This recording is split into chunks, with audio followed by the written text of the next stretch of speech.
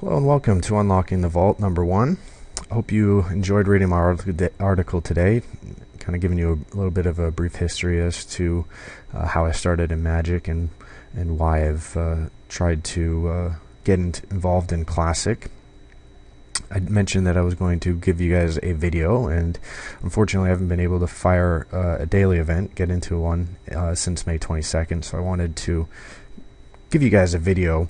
I was going to try and take you into the tournament practice room, but that can be hit or miss, so you never know what you end up might playing untuned decks or what have you. So I did want to try and give you some video coverage today. So what I'm going to do is go back to a daily event that I took place in on May 22nd. This is a match that I did in round 1. It's the only match that I have all 3 games saved in the replay, so I'll go through all 3 games with you and take you through the steps of my thought process and how the game play out and kind of things to look out for when you're playing the events. And hopefully in the future I can bring together for you guys full daily events live, and of course provide other types of video coverage with deck techs and what have you going forward. So without further ado, let's go ahead.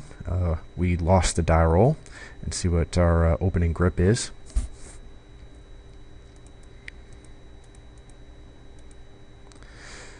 So we start out with a pretty poor hand. There's obviously no land, a lot of business, but no land. So we're going to have to throw this back.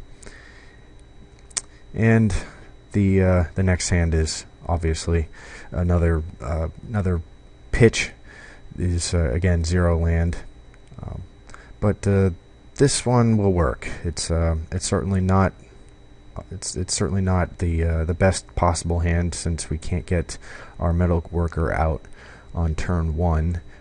But going down to 4 without knowing what our opponent is pretty risky. So we'll go forward with this.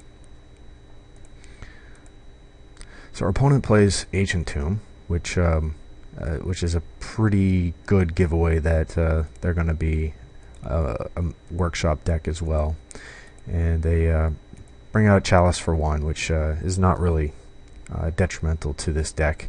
There's only 1 or 2 1-drop cards, I believe, in this deck. So he doesn't know what we are on, so that's actually a pretty decent turn 1 for a shop deck to drop Chalice at 1 or 0.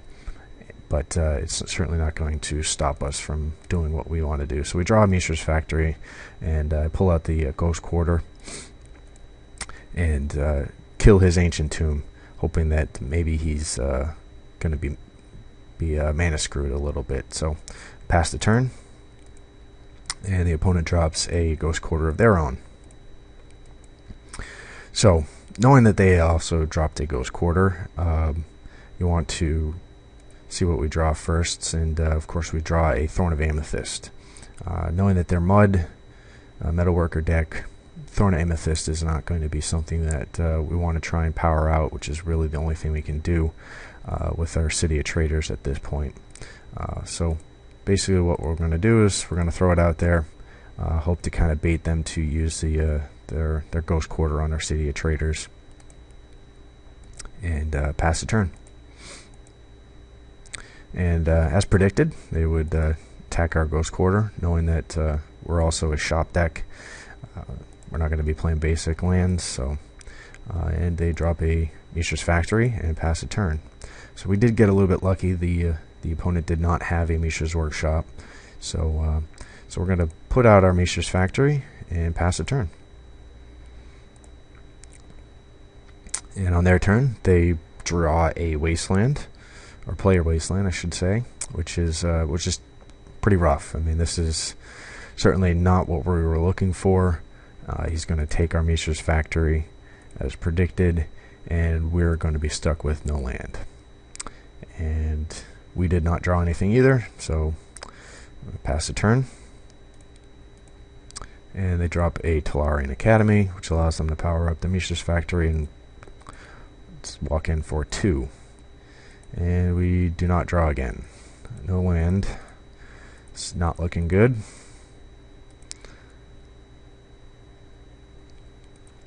Again, no land, which is tough. A deck that is 1/3 land, it's pretty tough to see something like this. And the opponent pretty much has us locked up at this point. There's no sense in dropping a Mana Crypt.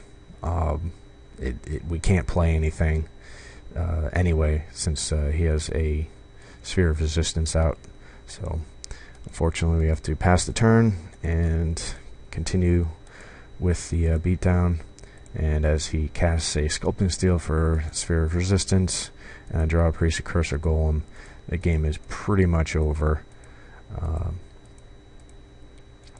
Down comes a third Sphere of Resistance, get a Ghost Quarter out, and I decide to kill the Mistress Factory. That's about the only thing he's doing to me right now that would prevent me from really doing much at this point, so hopefully that might slow him down a little bit.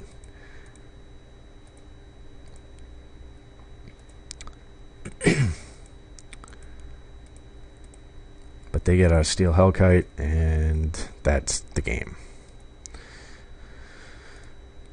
So we will go on to round 2.